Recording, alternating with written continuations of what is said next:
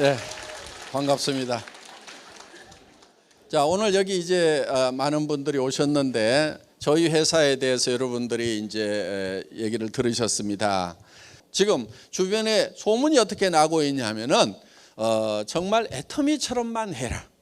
제발 애터미처럼만 해라 하는 얘기들이 이제 네트워크 마케팅을 관리 감독하는 그런 기관에서 정말 애터미처럼만 했으면 좋겠다 하는 그런 얘기들이 나옵니다. 그러면 이 회사는 잘 나가는데 그럼 여러분들은 어떻게 할 거냐 하는 거예요. 여러분들도 이 회사와 더불어서 다 성공자가 되어야 될 거다 하는 겁니다. 그러면은 성공자가 되려고 하면은 어떻게 해야 되는가 하는 거예요. 어떻게 해야 되는가 하는 거예요. 자, 많은 사람들이 되게 0세에서부터 시작을 해서 30세까지는 되게 공부를 합니다. 인생을 준비를 합니다. 30에서 한 60세까지는 대개 일들을 합니다. 그리고 60에서 90세까지는 노후를 보내게 된다 하는 겁니다. 그런데 요즘에 이 60세쯤 됐을 때 결산을 해봤더니 1%만이 성공자가 되었더라, 즉 부자가 되었더라 하는 거예요. 4%의 사람들은 경제 문제를 해결을 했는데 부자는 아니더라 하는 거예요. 그리고 나머지 10%의 사람들은 계속해서 하루 벌어서 하루 먹고 사는 일당벌이를 하고 있더라 하는 거예요. 15%의 사람들은 타계를 했더라 하는 거예요. 그런데 나머지 70%의 사람들은 일도 없고 돈도 없는 상태에서 노후를 맞이하게 되더라 하는 거예요. 자, 우리 주변을 보면은 대개 1% 정도 100명 중에 1명이 성공을 했습니다. 그런데 95%의 사람들은 대부분 다 실패를 하고 있다 하는 거예요. 경제적인 측면에서 봤을 때. 그러면은 왜 30년씩이나 평균적으로 공부를 하고 30년씩이나 나름대로는 열심히 일을 했음에도 불구하고 이렇게 많은 실패자들이 나오는가 하는 거예요. 자, 이때까지 성공을 못하게 되면 어떤 문제가 있냐면은 노후라는 30년의 세월을 이제 어떻게 보낼 것인가 하는 심각한 문제가 발생을 하게 된다 하는 거예요. 나이를 먹으면은 반드시 또 따라오는 게 있습니다. 뭐가 따라오죠? 질병이 따라오죠. 질병이 따라와서 병들고 돈이 없으면은 정말 악몽 같은 세월이 될 수가 있다는 거예요. 그런데 요즘에 흉흉한 소문이 돕니다. 120세까지 살지도 모른다는 이런 소문이 슬슬 지금 나기 시작을 해요. 그러면은 무려 60년이라는 세월을 돈 없이 병든 상태에서 보내야 된다고 하면은 이거는 몹시 끔찍한 일이고 본인만 불행한 것이 아니고 주변 가족들까지도 다 불행해지는 그런 사태를 맞이하게 된다. 그런데 카네기라는 사람이 있습니다. 철강왕 카네기가 아주 가난한 집의 아이로 태어났는데 부자가 됐어요. 그리고 지금 카네기 재단을 만들어서 세계 곳곳에 온정의 손길을 지금도 펼치고 있습니다. 그 카네기라는 사람이 늙어서 자기가 인생을 이렇게 돌아보니까 자기가 우연히 성공자가 된 건지 아니면은 자기가 다시 가난한 집의 아이로 태어난다고 하더라도 다시 성공자가 될 수 있는지 곰곰이 생각을 해본 거예요. 생각을 해보니까 자기는 다시 가난한 집의 아이로 태어나더라도 틀림없이 성공자가 될 수가 있겠더라 하는 거예요. 그거를 10번을 반복한다고 그러더라도 자기는 10번을 다 성공할 수 있고 100번을 가난한 집의 아이로 태어나더라도 반드시 100번 다 부자가 되겠다는 확신이 있었던 거예요. 그러면은 다른 사람들은 왜 성공을 못하는가? 곰곰이 생각해 보니까 성공하는 방법을 모르더라 하는 거예요. 성공하는 방법, 성공의 법칙을 모르더라 하는 거예요. 그러니까 성공해도 법칙이 있다 하는 겁니다. 법칙이라는 것은 예를 들면 이런 게 법칙입니다. A 플러스 B는 C가 나온다. 그러면은 A하고 B만 플러스하면 항상 C가 나오면 이거를 법칙이라고 얘기를 한다 하는 거예요. 그러면은 자기는 A하고 B만 하면 항상 성공자가 될 수가 있는 요 법칙 공식을 알고 있다 하는 거예요. 그러면은 이 성공의 법칙이라는 것이 누가 어떻게 만든 거냐? 이거는 누가 만든 것이 아니고 원래 있는 거다 하는 거예요. 그래서 이런 것을 뭐라고 얘기하냐면은 정북향의 원리다 이렇게 얘기를 합니다. 정북향의 원리. 이런 스티븐 코비라는 사람이 쓴 말입니다. 성공하는 사람들의 7가지 습관을 썼던 스티븐 코비가 쓴 말인데, 정북향의 원리라고 하는 것은 북쪽이라는 것이 이미 정해져 있다. 법칙이라는 게 이미 정해져 있다.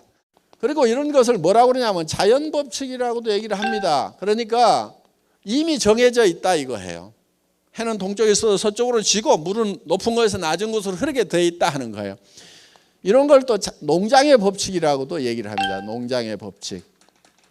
자, 농부가 농사를 지을 때는 자연 법칙에 따라 가지고 농사를 짓는다 하는 거예요. 자기 마음대로 농사를 짓는 게 아니고 반드시 농부는 자연 법칙에 맞춰서 농사를 짓는다 하는 거예요. 그럼 농부가 맨 먼저 하는 것이 무엇인가 하는 거예요. 어떤 사람들은 이렇게 얘기합니다. 씨앗을 준비한다. 또 어떤 사람은 아니다. 농토가 있어야 되니까 땅을 준비한다. 아니다. 어떤 사람은 씨앗도 사고 농토도 살려면 돈이 있어야 되니까 돈을 농자금부터 준비한다. 여러 가지 얘기를 하는데 실제로 농부가 맨 먼저 하는 것은 무엇을 얼마만큼 거둘 것인가. 이거를 맨 먼저 결정을 한다 이거예요. 머릿속에서 무엇을 얼마만큼 거둘 것인가를 먼저 결정을 한다 이거예요. 농부의 머릿속에 들어와 있지 않은 것이 갑자기 곡간으로 들어오는 일은 절대로 없다 하는 거예요. 반드시 농부의 머릿속에 고구마 2가마인지 땅콩 1가마인지 아니면 쌀 10가마인지 하는 것이 먼저 농부의 머릿속에 들어오고 나서, 그리고 거기에 맞춰서 일을 한 다음에 농부의 머릿속에 있던 것이 곡간으로 들어오도록 되어 있다 하는 거예요. 자, 이거를 이제 성공의 법칙이라고 하는데, 그러면은 우리가 성공을 하려고 하면은 먼저 우리 머릿속에 뭐가 들어와야 되냐 하는 거예요. 우리 머릿속에 뭐가 들어와야 되냐면은 성공한 나의 모습이 내 머릿속에 들어와 있어야 된다는 거예요. 성공한 나의 모습이. 그러니까 내가 성공을 하느냐 못하느냐는 누구에게 달려있냐면 자기 머릿속에 자기가 자기를 어떻게 생각하느냐 하는 셀프 이미지를 어떻게 메이킹할 거냐 하는 데 달려있다 하는 거예요. 마치 농부가 머릿속에 쌀 10가마를 그려넣느냐, 땅콩 2가마를 그려넣느냐, 고구마 2가마를 그려넣느냐에 따라 가지고 가을에 거둬들이는 것이 달라지듯이 자기 머릿속에 자기의 삶을 어떻게 그려놓을 거냐 하는 것이 굉장히 중요하다 하는 겁니다.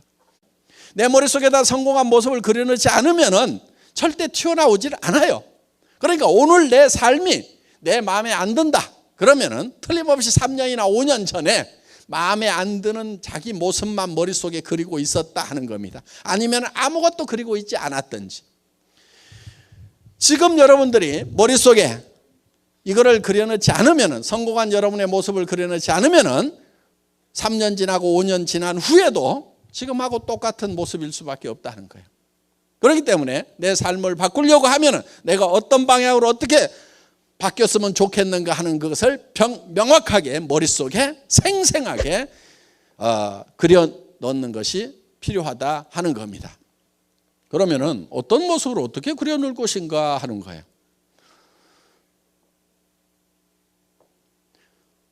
생각이 좀 복잡하죠?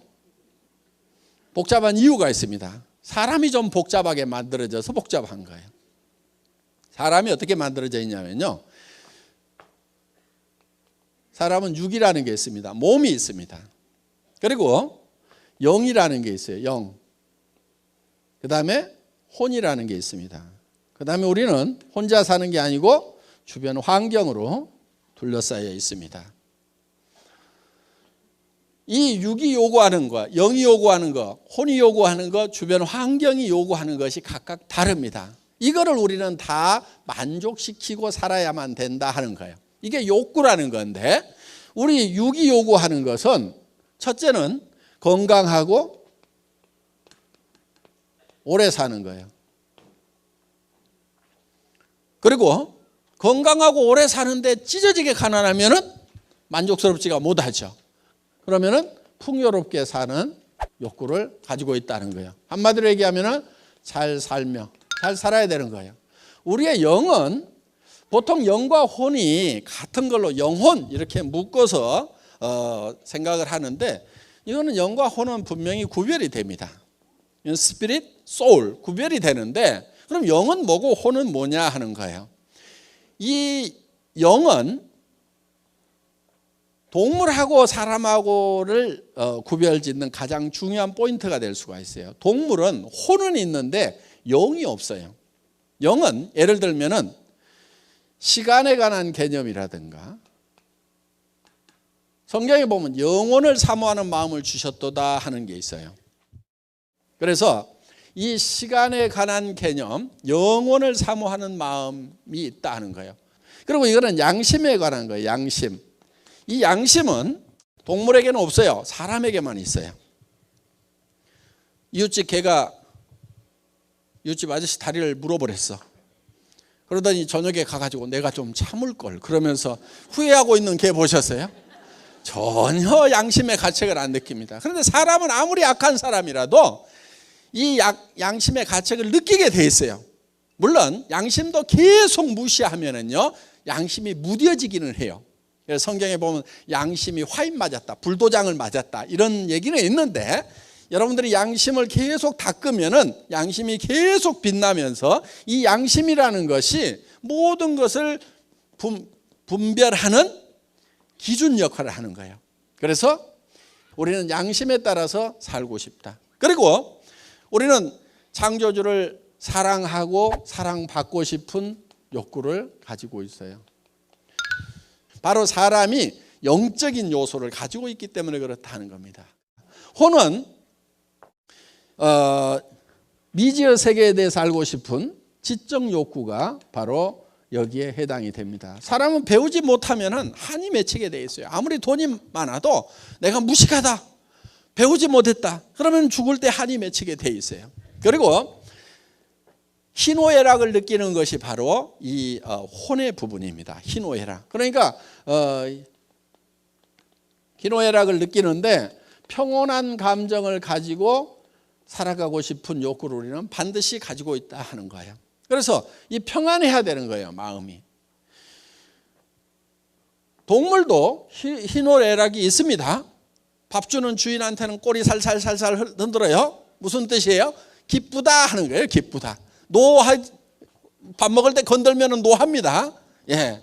그래서 이 희노애락이 있고, 그 다음에 지식도 있어요. 기억력도 있고, 주인인지 도둑놈인지 다 구별하고, 이렇게 다 숫자도 가르치면은 야 3번 물어와, 5번 물어와 이렇게 하면은 가르치면 이런 것도 배우긴 배워요. 사람보다 지능이 좀 떨어지긴 하지만은. 그러니까 동물도 혼은 있다 하는 거예요. 그래서 이거는 이제 배우고 싶은 욕구를 가지고 있다 하는 거예요. 우리는 배우지 않으면 안 된다는 거예요. 그리고 우리는 주변 환경에 대해서 공헌하고 싶은 욕구를 가지고 있다.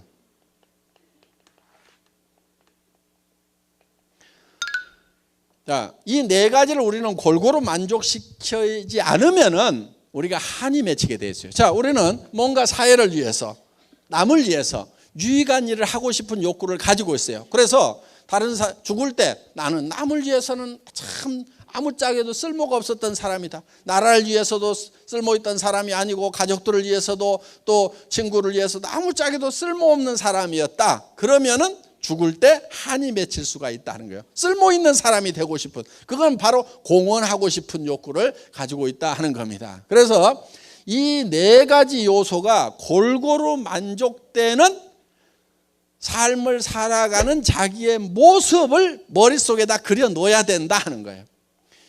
이게 하나라도 빠지면은 완벽한 성공자라고 할 수가 없어요. 그런데 이것이 각각 떨어져 있지가 않고 한데 어울려 있어요. 예를 들면 이러는 거예요. 자,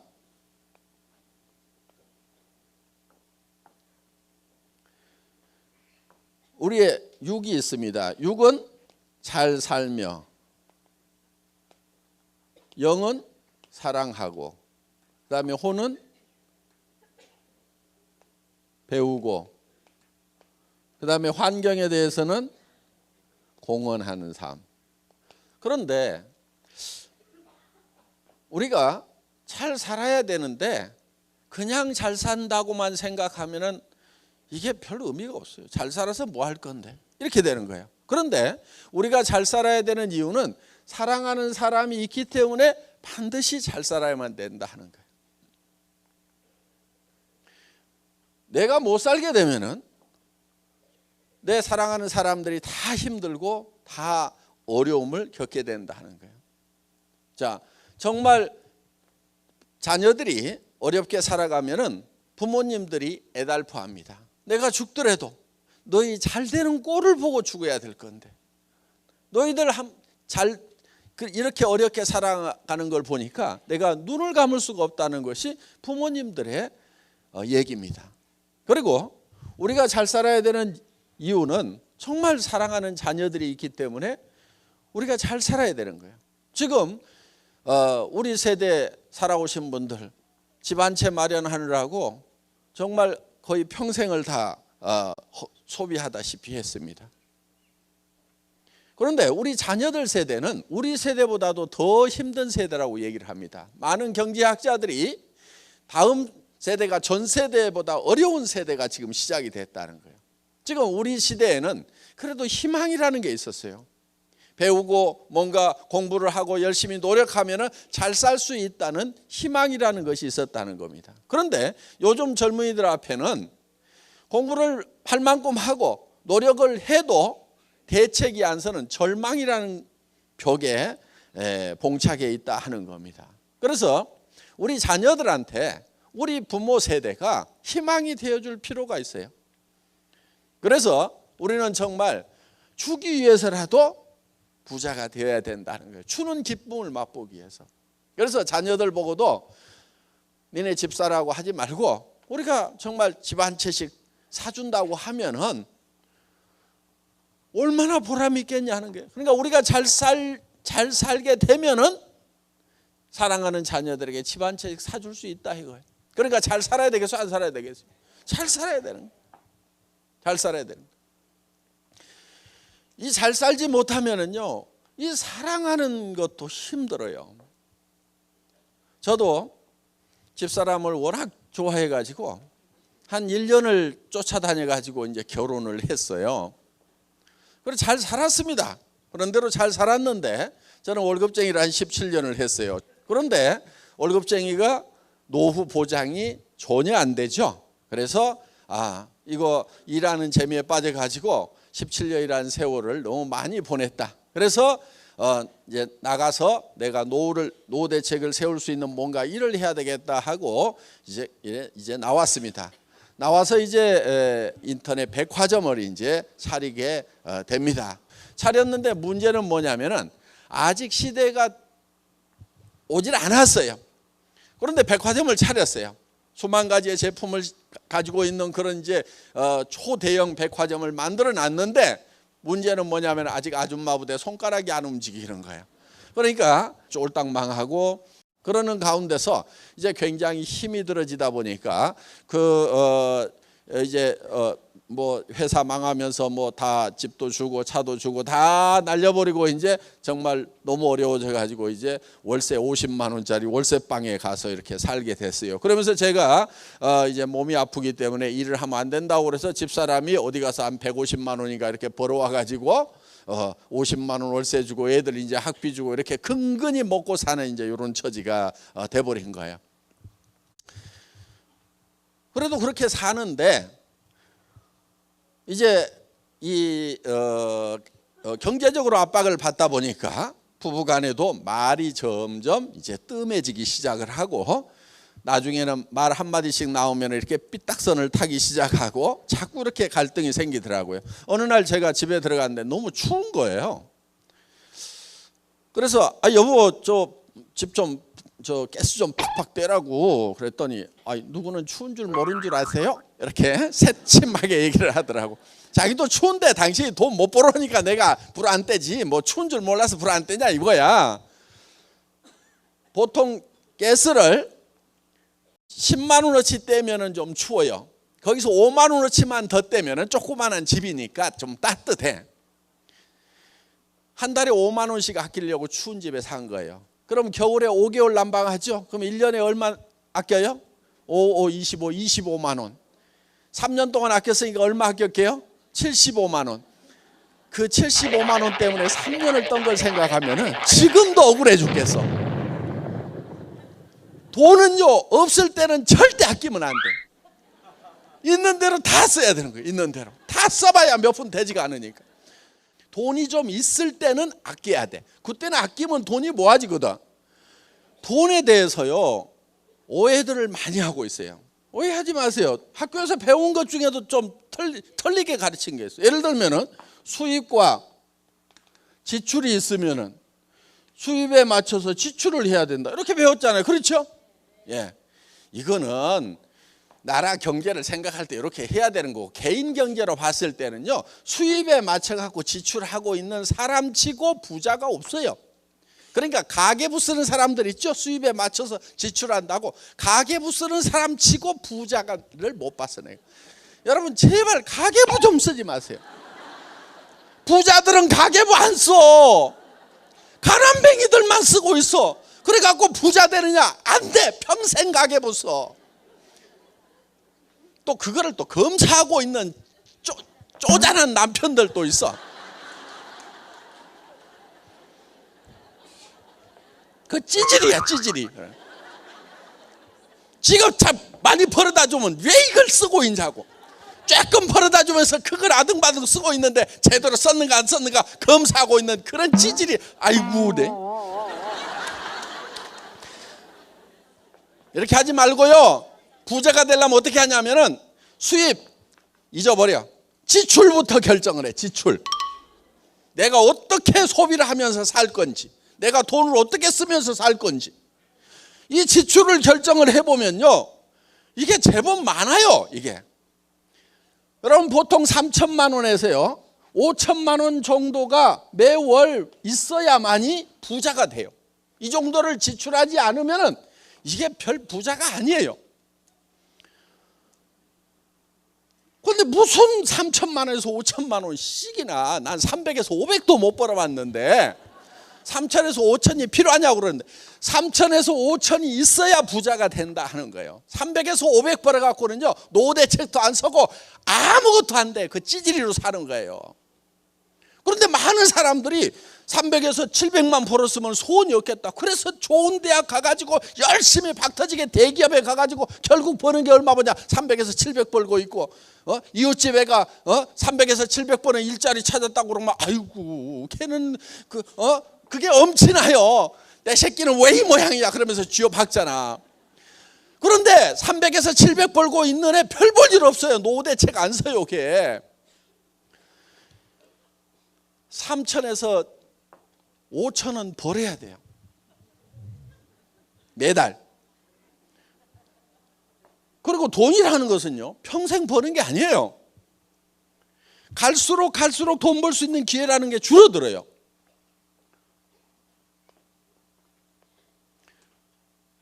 이 기회의 색이 이렇게 줄어드는 거예요. 무슨 얘기냐면은 20대 30대 식당에 가면은 주방 서빙을 시켜줘. 그런데 40대 50대에 가면은 뒤에 가서 음식 하라고 주방으로 보내. 배기실 타고. 60대 50대 60대에 가면은 그릇 깬다고 이것도 안 시켜줘. 그러니까 친척이나 누구 아니면 안 써준단 말이에요. 그러니까 기회라는 것이 점점 줄어들어. 그런데 사람들은 막연하게 뭔가 시간이 지나고 미래가 되면 내한테 좋은 기회가 올 거라는 파랑새만 쫓아가고 있어요. 그렇지가 않아요. 점점 줄어들고 있어요. 그러니까 지금 결판을 내야 되는 거예요. 지금 뭔가를 화끈하게 벌여야 된다 이거예요. 앞으로 뭐 어떻게 될 거다. 그리고 사람은 돈을 버는 때가 있고 번 돈을 쓸 때가 있어야 되는 거야. 돈 쓰는 것도요, 늙어가지고 돈 쓰려고 그래 봐. 여행도 다리 썽썽할 때 여행이지, 꼬꾸라져가지고 거기에다가 어디 좋은 경치를 봐도 눈도 침침한데 가면 뭐 하냐고. 어디 맛있는 걸 먹을 때도 이빨이 쏭쏭할 때지. 가가지고 틀니가 많니 안 많니 해가면서 맛있는 거 좀 뭐하냐 이거야. 그러니까 이것도 기회가 점점점 줄어드니까 벌려면 1년 2년 3년이라도 빨리 벌고 그래 놓고 그걸 쓰러 다녀야 된다 이거야. 그런데 젊음 다 가도록 이제 벌기만 해. 벌기만 하다가 이제 늙어가지고 이제 있는 돈도 쓰지도 못한다 이거예요. 그러니까 벌 수 있는 시간이 그렇게 길면 안 되는 거예요. 3년에서 5년 안에 평생 쓸 돈을 다 벌거나 아니면은 평생 돈이 들어오도록 시스템을 만들어 놔야 돼. 3년에서 5년 해보고 안 되면 때려치우세요. 그거는 평생 해도 안 돼. 애터미 사업도 3년 5년 지났는데 안 되는 사람들 빨리 때려치우고 집에 가세요. 근데 반성을 한 가지는 해봐야 돼. 진짜로 했는가? 아니면은 발가락만 하나 걸치고 3년 5년 지나갔는가? 그거는 반성을 해야 돼. 근데 진짜로 했는데 양발 다 담그고 진짜로 뛰었는데도 3년에서 5년 했는데 안 됐다 그러면은 가세요 그냥. 그런데 진짜로 했냐 하는 거야. 여러분 돈이 3천에서 5천은 있어야 사람답게 살아요. 부모님한테도 제발 용돈 드리지 말고 생활비를 드리세요. 20만 원 30만 원 보내주고 무슨 애기들이에요. 부모님도 살려고 하면 생활이라는 걸 해야 된단 말이에요. 생활비를 200이든 300이든 400이든 보내드려야 돼. 그래야 뭘 사람답게 살 거 아니에요.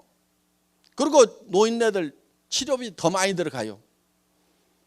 그러니까 우리가 뭔가 돈을 제대로 쓰기 위해서는, 사랑을 하기 위해서는 돈이 있어야 돼. 부자가 돼야 돼. 아니 우리 집사람도 이제 그 가스비 5만 원 가지고 찌구독 이렇게 된 거예요. 아니 그러다 보니까 어느 날 우리 집사람이 한마디 하더라고. 여보, 애들 졸업하고 나면 우리 헤어집시다. 근데 우리 집사람은 또 하면 한다는 사람이거든요. 아이고, 그 말을 듣는 순간에 억장이 무너지는 거예요. 그래서요, 제가 방바닥에 쓰러져 가지고요, 우리 와이프 다리를 잡고요, 엉엉 울었어요. 엉엉 울면서, 여보 가지 마라, 내가 보낼 수가 없다. 당신 지금 가면은 집도 없고 노후대책 자금도 없고, 여보 가더라도 내가 집도 사주고 노후대책 자금 마련해서 내가 통장에 넣어서 줄 때까지만 좀 참아주면 안 되냐고 다리를 잡고 엉엉 운 거예요. 그랬더니 이렇게 보더니 아이고 어느 천년에요 그러더라고. 지금은 집도 사주고요, 통장에 돈도 다 넣어줬는데 간다는 말을 안 해요. 생활의 어려움은요, 정말 사랑하던 사람 사이도 냉랭하게 만들어서, 지금 부부간에도 그냥 사는 사람들 있죠. 그냥 사는 사람들. 그러니까 헤어지는 것도 귀찮으니까 그냥 사는 거예요. 그냥 뭐 복잡하고 절차 복잡하고 뭐하고, 아이고 그냥 살자 그래가지고 그냥 아무 생각 없이 그냥 살아. 집에 들어가도 아무 감동도 없고 나와도 아무 감동도 없고 그냥 살아. 그냥 삶이 얼마나 된다고. 그 젊은 날에 그렇게 뜨겁게 사랑하고 좋아해서 결혼을 했으면은 그 짧은 인생 얼마 안 되는 동안에 그 나이를 먹을수록 그 사랑이 더 아름답게 숙성이 돼가야 되는데 그렇지를 못해요. 그 원인 중에 하나가 보면 경제적인 이유 때문에 그러는 경우가 많아요. 결혼할 때는 당신 내하고 결혼만 해준다고 하면은 진짜 손끝에 찬물 한 방울 안 묻히도록 해주겠다고 그래가지고 구애를 해서 결혼을 해놓고 나중에는 왜 찬물 안 묻히게 해준다고 그러더니 어쩌고 저쩌고 그러면은 고무장갑 하나 사주면서 이거 끼고 하면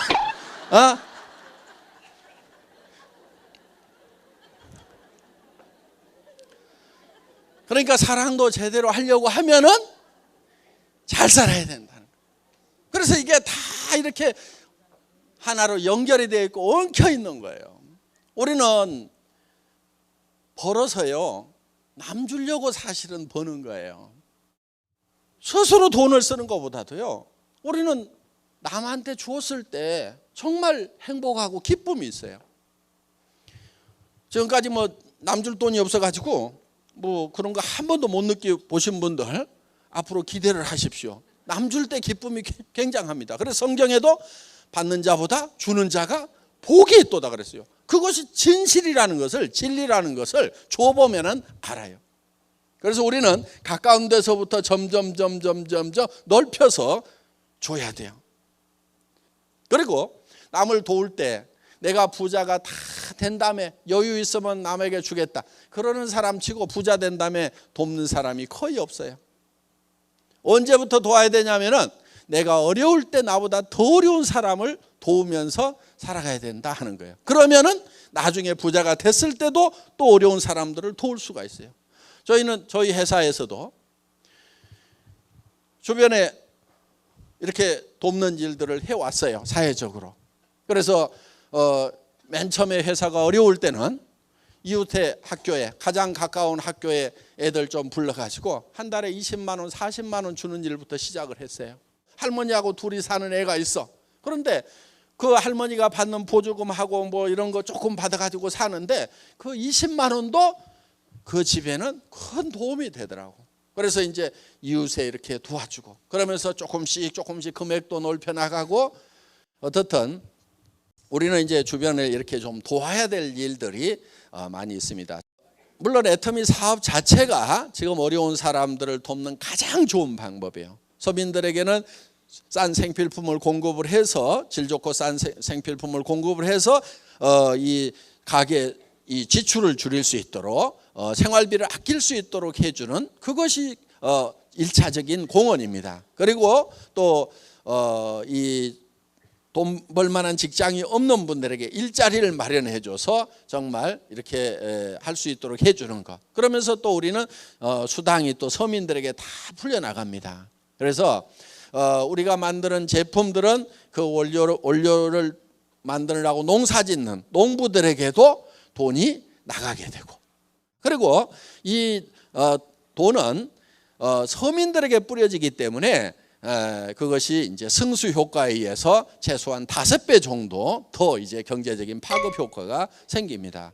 자, 어떻든 우리는 정말 사랑하는 사람들이 있기 때문에 우리는 반드시 잘 살아야만 된다. 그래야 내 사랑하는 사람들이 같이 잘 살게 되고, 그리고요, 사람은 조금만 올라가게 되면은요, 점점점 용기라는 것이 생겨요. 지금 여기 계시는 분들 중에서도 어떤 희망을 갖고 꿈을 갖는 것이 굉장히 두려운 사람들이 있다는 걸 제가 알아요. 어떤 희망을 갖고 꿈을 갖는 것이, 그것을 두려워하고 있다는 걸 제가 알아요. 왜냐하면 저도 사실은 뭐 어렵지 않게 세상을 살았어요.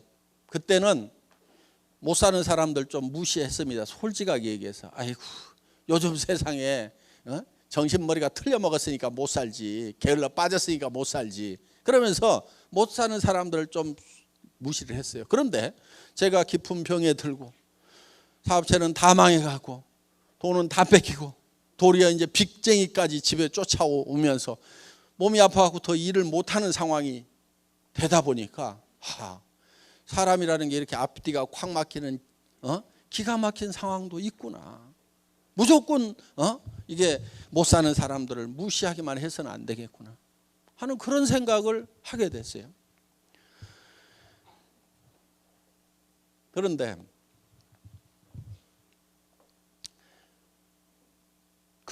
그런 어려운 상황이 이렇게 되다 보니까 정말 희망을 갖는 것이 굉장히 두렵더라고요. 정말 절망밖에 없었어요. 그런데 제가 어느 책에서 보고 애우고 있었던 규절이 있었어요. 희망이 없을 때 유일한 희망은 희망을 갖는 것이다. 희망이 없을 때 가져야 되는 것이 희망인 거예요. 희망마저 갖지 못하면 아무런 희망이 없는 거예요. 유일한 희망은, 희망을 가지고 있으면 희망이 있어요. 절망 속에서도 희망을 가져야 되는 거예요.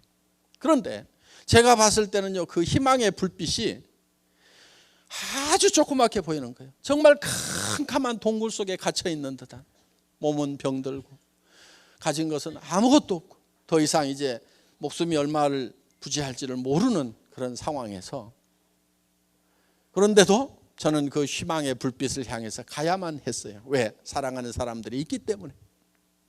그런데 그 희망을 가지고 그 희망의 불빛을 향해서 한 발 한 발 옮겨가니까 그 작은 불빛이 점점 커지더라 하는 거예요. 우리는 희망을 향해서 다가가지 않으면 그 희망이 커지질 않아요. 그 불빛이 점점 커지더니 어느 순간에 이제 동굴 밖으로 나오고 온 천지가 밝은 광명으로 가득 찬, 정말 희망만이 가득 찬 그런 세계로 내가 나올 수가 있더라 하는 거예요. 그래서 정말 절망의 깊은 동굴 속에 갇혔을 때는 정말 희망을 갖는 것도 얼마나 용기가 필요한 건지, 얼마나 두려운 건지. 용기라는 것은 두려워하지 않는 것이 용기가 아니고, 두려움을 알지만은 그 두려움 앞에 맞서는 것이 진정한 용기다 하는 겁니다. 그래서 여러분, 희망이 없을 때, 마음속에 절망밖에 없다고 생각하고 나는 아무것도 해낼 수 없다고 생각하는 이 순간에도 여러분들이 가져야 될 것은 희망이라는 거고, 그 희망의 불빛을 향해서 우리는 한 걸음 한 걸음 옮겨 나가야 된다는 겁니다. 그러면은 그 희망이 점점점 커지고 우리는 밝은 광명으로 나갈 수 있고, 다른 사람들에게 희망의 이제 빛을 전해주는 사람으로 바뀔 수가 있다는 거예요. 자, 우리는 그래서 정말 사랑하는 사람들이 있기 때문에 우리는 잘 살아야 되고, 또 잘 살려고 하면은 배워야 됩니다. 여러분들은 이제 밤늦게까지 지금 이렇게 또 배우고 계시는 거예요. 그래서 정말 잘 살아서 사랑을 베풀면서 나눠주면서 살아가는 그런 나 자신의 모습을 우리가 머릿속에 한번 그려보자 하는 거예요. 그래야만이 내 머릿속에 그게 만들어져야 2년이고 3년이고 5년 후에는 밖으로 튀어나오는 거예요. 그런데 이거를 그려 넣기만 하면 되느냐 하는 거예요. 된다 하는 거예요. 왜냐하면 우리의 몸이라는 것은 우리 머릿속에 그냥 그리는 거하고 실제로 벌어지는 상황을 구별을 못하는 특징이 있어요. 우리 머릿속에 이걸 그려 넣기만 하면은 우리 몸이 변하고 바뀌어버리는 거예요. 실험을 한번 해보겠습니다. 예를 들면은 여러분 입속에다가 제가 빨갛고 새콤하고 달콤한 석류를 한 움큼씩 넣어드리겠습니다. 입안에 가득 찬 석류를 어금니로 아작아작 씹으니까 새콤하고 달콤한 석류 과즙이 입안 가득 퍼집니다. 자, 입안에서 무슨 일이 일어났어요? 침이 안 났다 손 들어보세요. 빨리 병원 가세요. 침샘이 고장난 겁니다. 우리는 실제로 먹었을 때 침이 나오는 거나 머릿속으로 석류를 먹었다고 생각하는 거나 우리 신체에 작용하는 효과는 똑같다는 거예요. 이게 과학적으로 다 증명이 되어 있는 거예요. 이거를 학문적으로는 자기 충족적 애언이라고 그러는데, 내가 충족되었다고 애언을 하면 충족이 된다는 거예요. 신체 반응이 그대로 일어난다는 거예요. 그러니까 여러분들이 실제로 내가 한 달에 3천만 원을 버는 사람이다, 5천만 원을 버는 사람이다, 내가 그 일을 시작을 했고 이제는 그렇게 시간만 가면 그렇게 될 거다, 확신을 가지고 머릿속에 내가 어떤 삶을 살 건지에 대해서 확신을 가지게 되면은 여러분들의 표정이라든가 태도라든가 눈빛이라든가 다 바뀌어버리게 된다는 거예요. 그러니까 친구한테 전화를 해가지고도 내가 하는 것은 아닌데 친구가 한다고 그러니까 너한테 얘기를 해주는데 요 따위로 얘기를 하면은 될 일도 안 되는 거예요. 될 일. 그렇게 해갖고 되는 게 아니고, 야, 내가 한 달에 5천만 원 버는지를 발견을 했다. 여러분, 한 달에 통장에 5천만 원씩 꼽히는 게 그게 보통 일인 줄 아세요? 어마어마하게 큰 공장 가지고 있어야 돼. 1,000명, 2,000명 거느리는 그런 공장을 가지고 머리 빠지게 밤낮 없이 수십억, 수백억을 투자해가지고 해야 집에다가 5천만 원씩 갖다 준단 말이에요. 사장이라고 폼 잡고 다니는 사람 중에 70%는 비더로 다니는 사람들이요. 전부 적자 나는 사람들이요. 그런 사업만 큰 사업이고 한 푼도 투자 안 한다고 그러니까 애터미를 우습게 하는데 우스운 게 아니란 말이에요. 하나도 안 우습다고. 여러분 무슨 일을 해가지고 3천만 원 5천만 원을 벌 거냐 이거예요. 이 애터미 사업은 빅 비즈니스예요. 엄청난 비즈니스란 말이에요. 개인적으로 봤을 때 여러분 투자를 안 하니까 우습게 알아 지금. 그리고 무슨 고시 보듯이 특별한 시험을 봐가지고 능력자만 뽑는 게 아니고 아무나 오세요 그러니까 이게 아무 것이나 되는 줄 알아 이게 이 일이 보통 일이 아니란 말이에요. 지금 엄청난 일을 지금 여러분들이 시작을 한 거예요. 근데 표정들이 왜 그래? 엄청난 걸 발견한 것 같지가 않아 지금.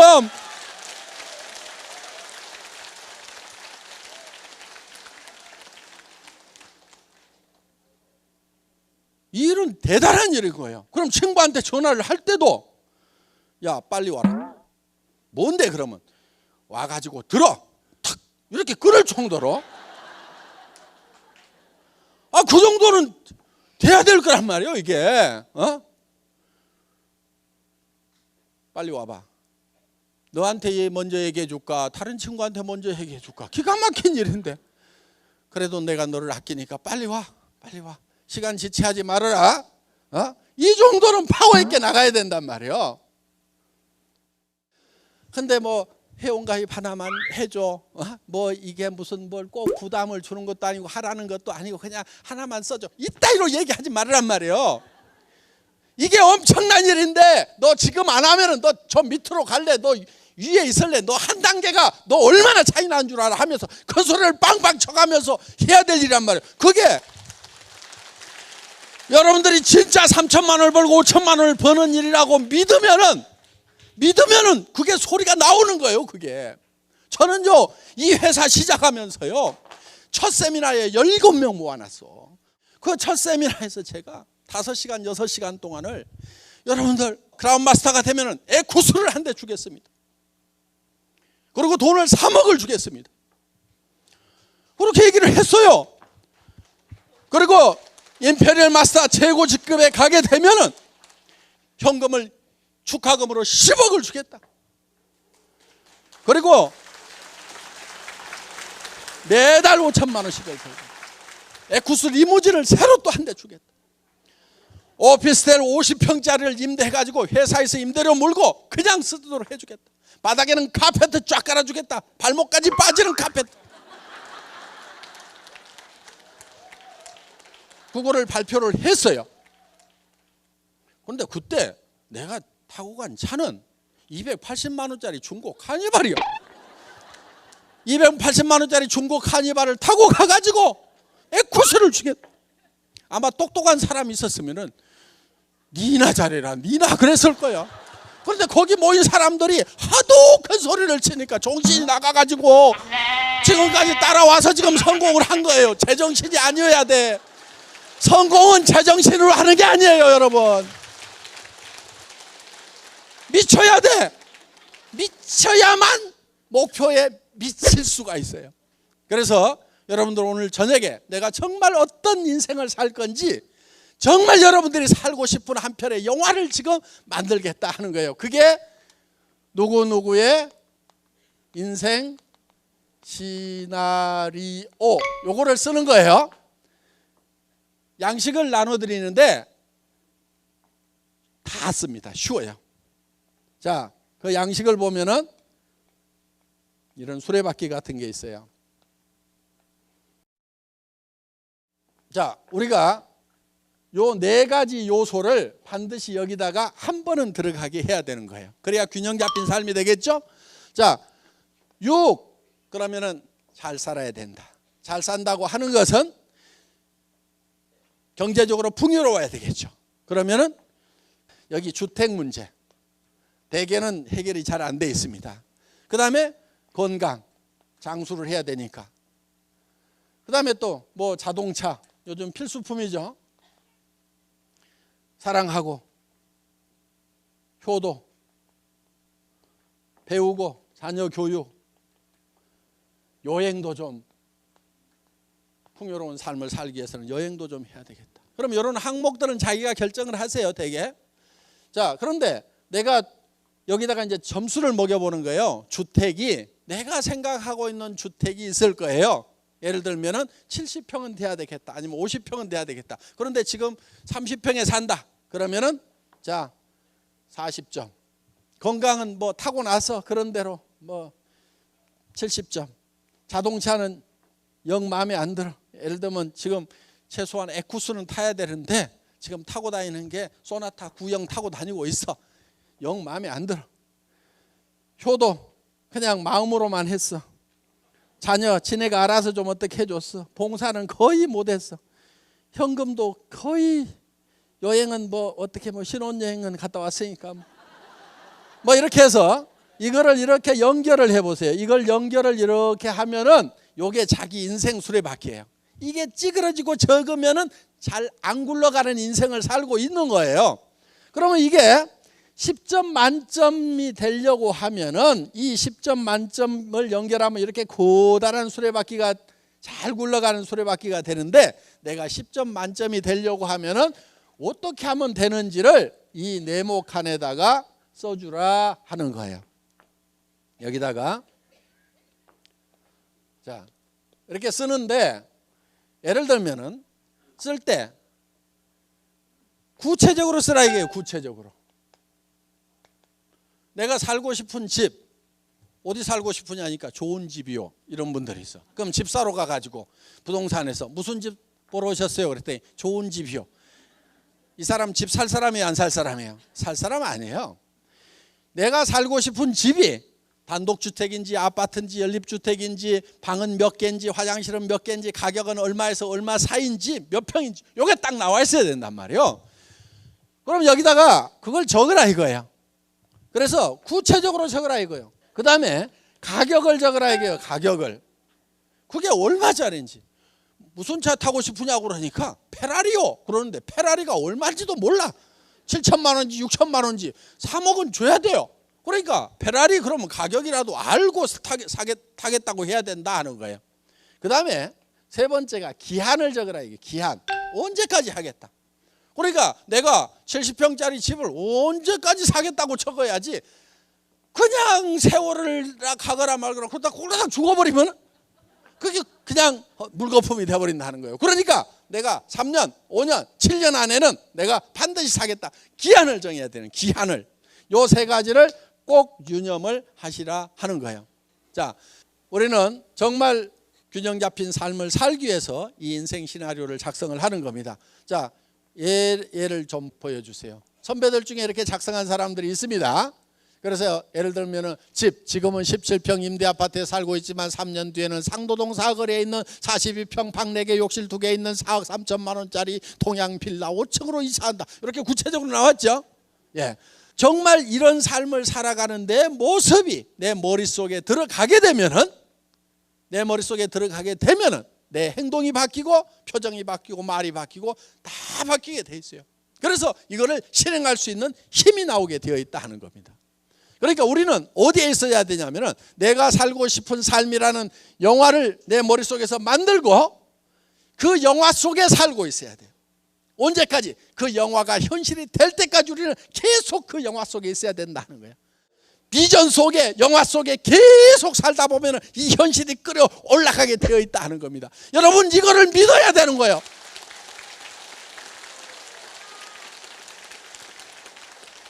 그래서 여러분들이 이거를 작성을 하시고 한 가지만 더 작성을 하시면 되는데 1년 후에는 다이아몬드 마스터가 되겠다. 또 샤론 로즈 마스터는 내가 2년 안에 되겠다. 샤론 로즈가 되면 한 달에 1,000만 원씩을 번다. 그래서 최소한 2년 안에 월 1,000만 원씩을 버는 월천댁이 되겠다. 뭐 이런 목표들을 쭉 세우시라 이거예요. 오늘 늦은 시간까지 수고 많으셨습니다. 강의 마치겠습니다.